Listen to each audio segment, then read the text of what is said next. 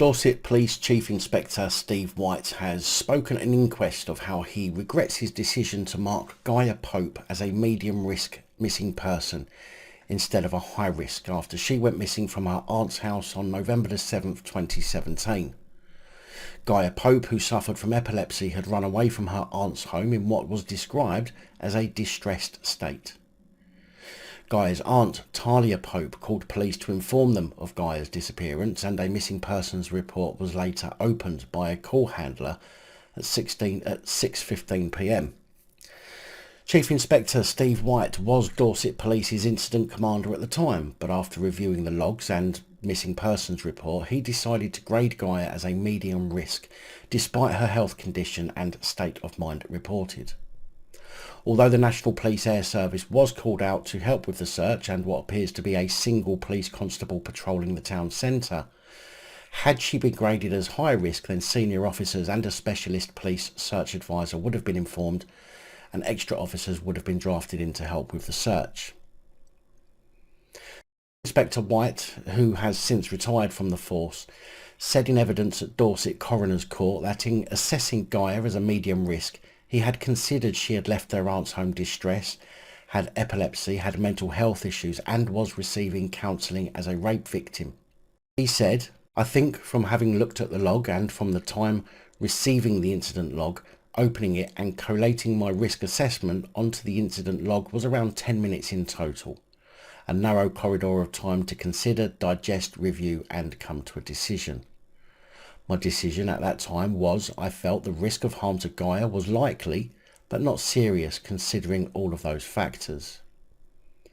White said he had no idea that Dorset Police had additional information on Gaia, such as her complaint about receiving indecent images, her being detained in the past under the Mental Health Act, or the severity of her epilepsy.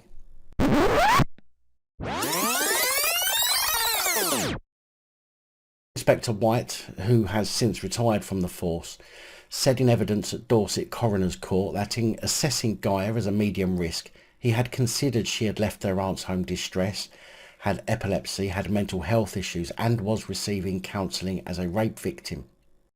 He had no idea that Dorset Police had additional information on Gaia, such as her complaint about receiving indecent images, her being detained in the past under the Mental Health Act, or the severity of her epilepsy. Although, let's have it right, what kind of plod doesn't look on police systems for information about somebody they're dealing with? I find that claim incredibly unbelievable. White added, "Given my time, again, and given time being the critical word here, I would have read all of the information top to bottom, but as is the role of Force Incident Commander at that time, it just isn't there.